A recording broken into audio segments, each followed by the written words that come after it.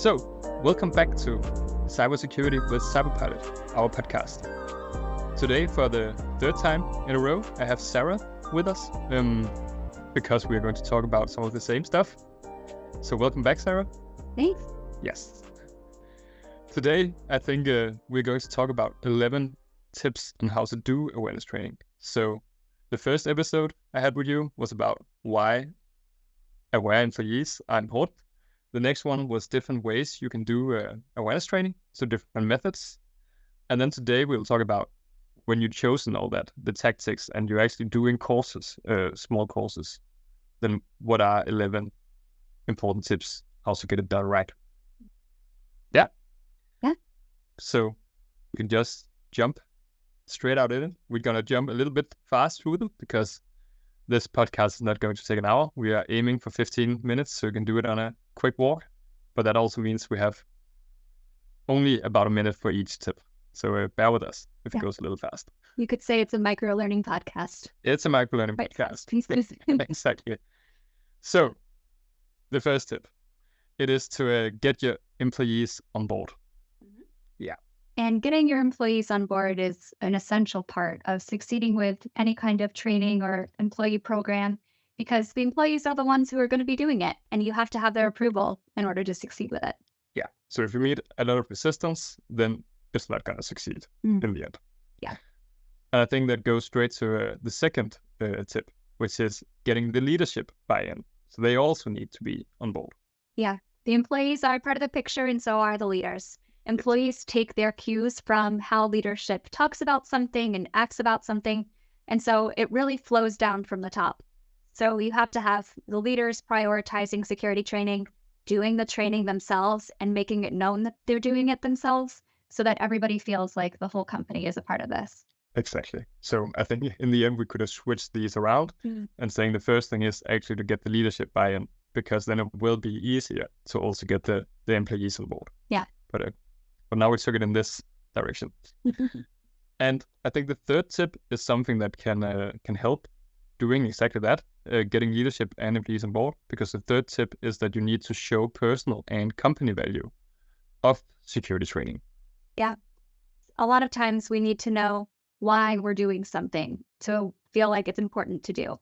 And you can kind of explain this depending on who you're talking to. Maybe if you're talking to your leadership, you want to talk about the cost of a security breach, or what an average downtime might be from a security breach, which could be actually anywhere from 9 hours to 18 hours.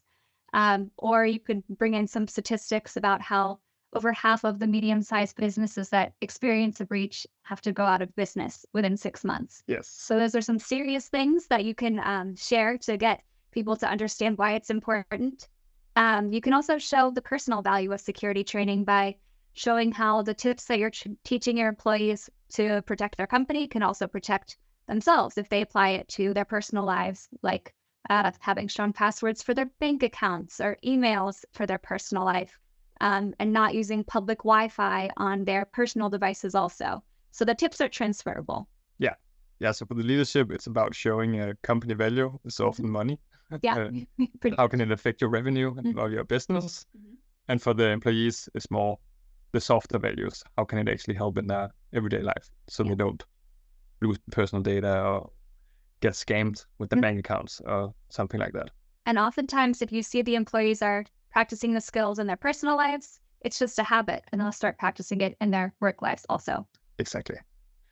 But let's jump to the fourth tip, which is keep it simple. Yeah.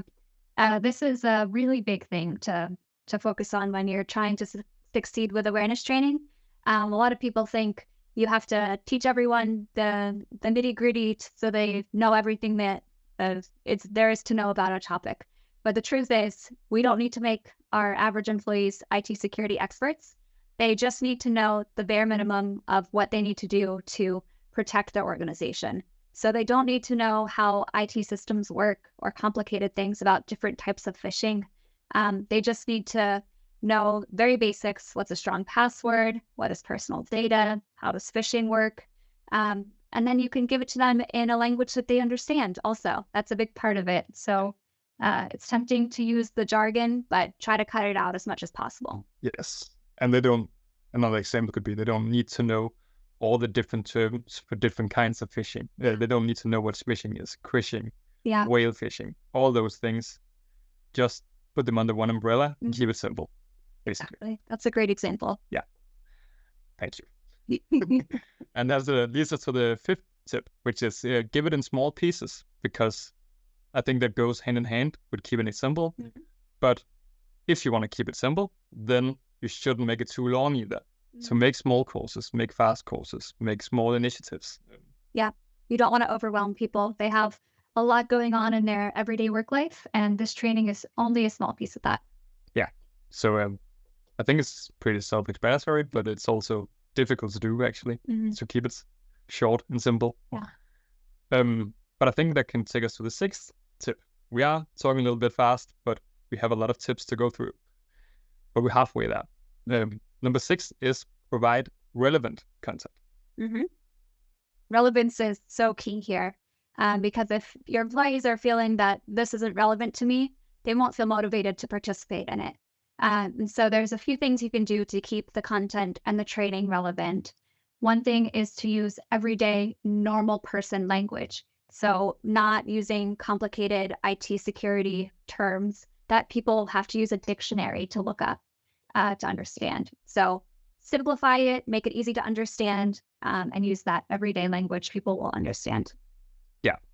And I think one thing is that it should be topics and everyday language and topics that they know, but it's also using examples that is relevant for them, because some consequences of a ransomware attack might be a real consequence for a company or for the head of IT, but it might not be relevant for the one who sees the course.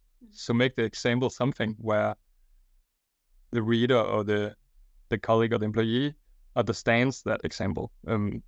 It's their computer getting locked. It's not necessarily the servers getting locked, even though that might be a bad example, because that might need to be something that you also say. But I think you get the point that you don't have to tell them that a backdoor gets installed. Yeah. They don't need to know that.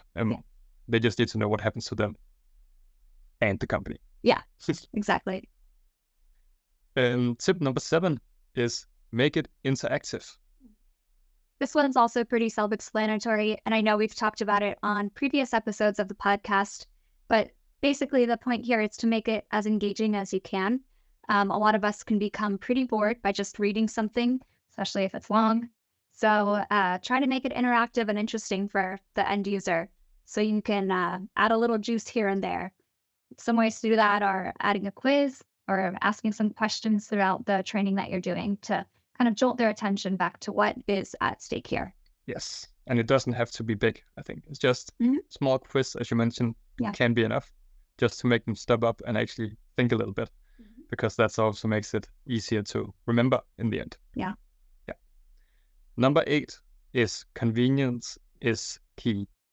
Yeah, and convenience is something that we're all looking for in every part of our life. If it's not easy to do, it's probably not going to get done, at least not within a good time frame. It's very easy to just put something off if it's not fun to do. So this also goes for security training. And to make training convenient for your colleagues, what you can do is provide the training in a timeline that works well for them.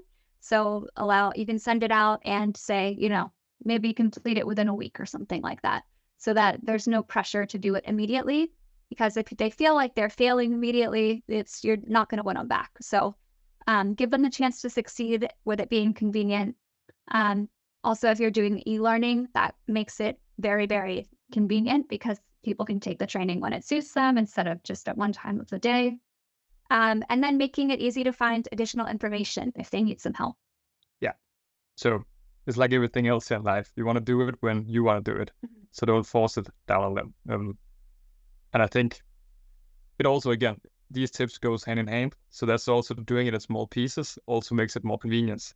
Keeping it simple also makes it more convenience. So it's all the same goal here. It is to make it as simple as possible and do it so it fits your employee's calendar and not your calendar. Yeah. Number 9, use varied learning methods. Yeah, we've talked about this also. This is basically saying we need to spice up the learning to make it interesting and engaging for employees. And some ways you can do this are if you're using e-learning, you can also add in some in-person conversations, some visual reminders if you want to put posters on the walls or have some landing screens that talk about security. You can do phishing simulations to show people what an actual phishing email looks like in their inbox. Whatever it is, just try to switch up the types of learning you're doing so that you're not getting too bored and too comfortable in one kind. Because the boring is the killer, Yeah. I guess. Mm-hmm. So do different things. See what happens. Yeah. Spice it up. Spice it up. Number 10, continuously learning wins. Mm-hmm. Yeah. And this is our favorite metaphor is treating security training like going to the gym. You have to do it continuously in order to see any kind of real gains and improvements. So you can't just take one security course and call it a day. You can't go to the gym once and be strong a year later. You just have to keep doing things over and over again over time. Yeah, exactly. So if you have a long course, split it up into 5 small courses and do it over 5 months instead. Yeah. Something like that. Spread it out because then both come smaller and you do it again and again. Mm-hmm. That's the whole point. And it'll win because people will actually learn and they'll do it. So it's a win-win. Yes. And that leads us to the last, but maybe also could be the most important tip of them all. And then that is to follow up on the training. Mm-hmm. Yeah, and when we're talking about following up on the training, there's kind of 2 sides to following up. Yeah. One is following up to make sure that people are doing the training. So if you're sending out courses, for example, you want to be able to check in and see, okay, has this person done their training? And support them if they need some help finding the time or accessing the training. So that's one kind of follow-up, just to make sure the training is getting done. The other side of follow-up is figuring out what works and what doesn't with your training. So after doing it for a few months, you'll start to see what's going well and what's not going well. And in order to succeed over time, you have to try to target those things that aren't going well and adjust. Yeah. And I think that's the whole key to awareness training. And maybe almost every project that you do is to always follow up and see what works and what doesn't. And of course, if your employees are not completing the courses, then that's definitely one thing that doesn't work. Mm-hmm.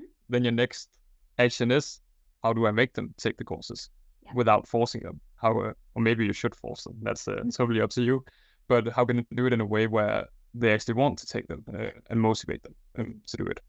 Yeah.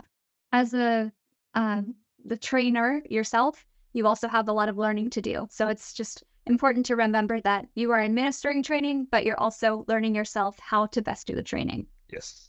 And it's all about creating that feedback loop, because it's not just plug it in and then you're done with training.